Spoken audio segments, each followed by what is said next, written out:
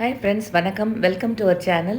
இன்றைக்கி நம்ம சேனலில் கோதுமை மாவை வச்சு ஷெல் பாஸ்தா எப்படி செய்யலாம் நம்ம பார்க்கலாம் வாங்க. இது வீட்டிலேயே நம்ம அழகாக செஞ்சு கொடுக்கலாம். இது எப்படி செய்யலான்னு பார்க்கலாமா? அதுக்கு முன்னாடி என்னுடைய சேனல் இது வரைக்கும் சப்ஸ்கிரைப் பண்ணாதவங்க மறக்காமல் சப்ஸ்கிரைப் பண்ணிட்டு பாருங்கள் ஃப்ரெண்ட்ஸ். இந்த கோதுமை பாஸ்தாவை சாப்பிட்றதுக்கு ரெஸ்டாரண்ட் போகணும் அவசியம் இல்லை, வீட்டிலேயே செஞ்சு சாப்பிட்லாம். வாங்க ஃப்ரெண்ட்ஸ், எப்படி செய்யலான்னு பார்க்கலாம். ஃபஸ்ட்டு ஒரு மிக்சிங் பவுலில் 1 கப்பு கோதுமை மாவு எடுத்துக்கிட்டு 1 டீஸ்பூன் உப்பு சேர்த்துக்கிட்டு இதை நல்லா கலந்து விட்டுக்கலாம். அதுக்கப்புறம் கொஞ்சம் கொஞ்சமாக தண்ணி விட்டு நம்ம சப்பாத்தி மாவு பிசைவோம் இல்லைங்களா, அந்த அளவுக்கு நம்ம பிசைஞ்சிக்கணும். கொஞ்சம் கொஞ்சமாக தண்ணி விட்டு பிசைஞ்சிக்கோங்க. இந்த ஷெல் பாஸ்தா சாப்பிட்றதுக்கு ரெஸ்டாரண்ட் போகணும் அவசியம் இல்லைங்க, வீட்டிலேயே அழகாக செஞ்சு சாப்பிட்லாம். பாருங்கள், இந்த மாதிரி கொஞ்சம் கொஞ்சமாக தண்ணி விட்டு கலந்துக்கலாம். அதுக்கப்புறம் 2 டீஸ்பூன் எண்ணெய் விட்டுக்கலாம். பாருங்கள், இதாங்க பர்ஃபெக்ட் கன்சிஸ்டன்சி. இந்த அளவுக்கு பிசைஞ்சிக்கணும். கொஞ்சம் நேரம் ஒரு 5 மினிட்ஸ் மூடி வச்சுட்டு அதுக்கப்புறம் அந்த மாவு உருண்டையை சப்பாத்தி இடுற கல்லில் போட்டு 2ஆக பிரித்து உருண்டை பண்ணி வச்சுக்கலாம். அதுக்கப்புறம் மாவு டஸ்ட் பண்ணிவிட்டு இதை நல்லா சப்பாத்தி இடுற மாதிரி இட்டுக்கலாம்.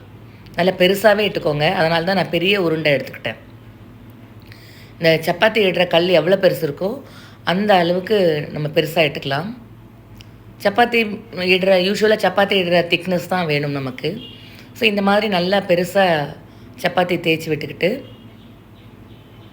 ஒரு மூடி, ஏதாவது ஒரு பாட்டில் மூடியோ ஒரு கிளாஸோ இல்லை இதை சர்க்கிள் ஷேப் ஏதாவது இருந்ததுன்னா அதை நம்ம எடுத்துக்கலாம். பாருங்கள், இந்த மாதிரி இட்டுட்டு அப்புறம் இந்த மாதிரி சர்க்கிள் ஷேப் ஏதாவது வச்சு இம்ப்ரெஷன் க்ரியேட் பண்ணிக்கோங்க. இது பர்ஃபெக்ட் சர்க்கிள் வரணுங்கிறதுக்காக இந்த இம்ப்ரெஷன் க்ரியேட் பண்ணுறோம். இப்போ பாருங்கள், இந்த மிச்சம் இருக்கிற மாவெல்லாம் எடுத்துடலாம். இப்போது ஒவ்வொரு சர்க்கிளில் இருக்கிற அதை எடுத்து மடித்து நடுப்புற ப்ரெஸ் பண்ணி விட்டுக்கலாம். இது ஒரு ஷெல் மாதிரி நம்ம இம்ப்ரெஷன் க்ரியேட் பண்ணுறோம். நான் செஞ்சு காட்டுறப்ப 2ஆக மடித்து நடுப்புற ப்ரெஸ் பண்ணி விட்டுக்கணும். நான் மறுபடியும் காட்டுறேன் பாருங்கள். இப்படி மடித்து நடுப்புற ப்ரெஸ் பண்ணிட்டோம்னாக்கா 2 பக்கம் ஹோல் இருக்க மாதிரி இருக்குது பாருங்கள், ஷெல் மாதிரி இருக்குது பாருங்கள். இந்த மாதிரி தான் செஞ்சு வச்சுக்கணும். ரொம்ப ஈஸிங்க இது. ஸோ இந்த மாதிரி எல்லாத்தையும் நம்ம ரெடி பண்ணி வச்சிடணும். ஃபஸ்ட்டு பார்க்குறதுக்கு ஷெல் மாதிரி இருக்குது பாருங்கள். ஸோ இது ரெடி ஆகிடுச்சு. இப்போது ஸ்டவ்வில் ஒரு பேன் வச்சு தண்ணி கொதிக்க விட்ட அப்புறம் இந்த நம்ம இம்ப்ரெஷன் க்ரியேட் பண்ணியிருக்கோங்களா ஷெல், கோதுமை ஷெல், அதை இதில் சேர்த்துக்கிட்டு நல்லா பாயில் ஆகணும். ஒரு 2 மினிட்ஸ் பாயில் ஆனால் போகிறோம். மீடியம் ஃப்ளேமில் வச்சு இதெல்லாம் பண்ணிக்கோங்க. இது ரொம்ப சிம்பிள் அண்ட் ஈஸி ரெசிபிங்க. பிரேக்ஃபாஸ்ட்டாக கொடுக்கலாம், குழந்தைங்க ஸ்கூல்லேருந்து வந்தால் ஸ்நாக்ஸ் மாதிரியும் செஞ்சு கொடுக்கலாம். கொஞ்சம் வித்தியாசமான ஒரு டிஃபன் இது குழந்தைங்கலேருந்து பெரியவங்க வரைக்கும் விரும்பி சாப்பிடுவாங்க. பாருங்கள், இப்போ பாயில் ஆகிட்டுருக்கு. இது பாயில் ஆன பிறகு இதை நம்ம அதில் தண்ணியிலேருந்து எடுத்துடலாம். தண்ணி வடிகட்டி எடுத்துருங்க. எடுத்து ஒரு பிளேட்டுக்கு ட்ரான்ஸ்ஃபர் பண்ணிக்கோங்க. ரொம்ப அருமையாக வரும், சாஃப்டாக இருக்கும். அவ்வளோதாங்க, நம்ம எடுத்துட்டோம். நம்மளுடைய பாஸ்தா வேக வச்சு எடுத்தாச்சு. பாஸ்தா ரெடி ஆகிடுச்சு. பாருங்கள், இப்போ நம்ம மசாலாவில் எப்படி இதை கோட் பண்ணலாம்னு நம்ம பார்க்கலாங்க.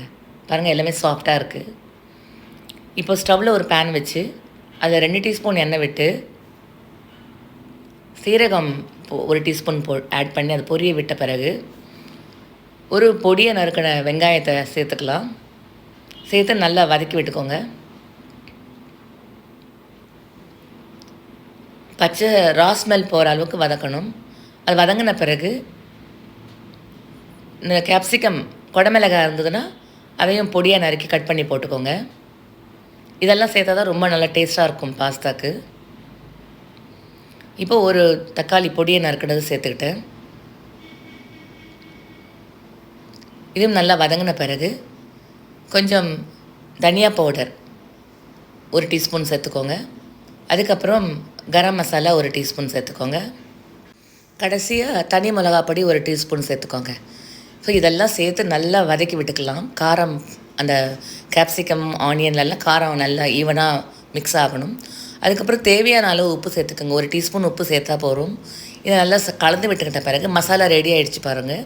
இப்போது நம்ம அந்த பாயில் பண்ணி வச்சுருக்கிற கோதுமை பாஸ்தாவை, ஷெல் பாஸ்தாவை இதில் சேர்த்துக்கலாம். சேர்த்துக்கிட்டு இதை நல்லா ஈவனாக மிக்ஸ் பண்ணி விட்டுக்கலாங்க. ரொம்ப சூப்பராக இருக்கும். அந்த வாசனையே ரொம்ப அருமையாக இருக்கும். நமக்கு எல்லா பக்கம் ஈவனாக அந்த மசாலா கோட் ஆகிற அளவுக்கு நம்ம கலந்து விட்டுக்கணும். அவ்வளோதாங்க, ரொம்ப ஹெல்த்தி ரெசிபி ரெடி ஆகிடுச்சு வீட்டிலவே.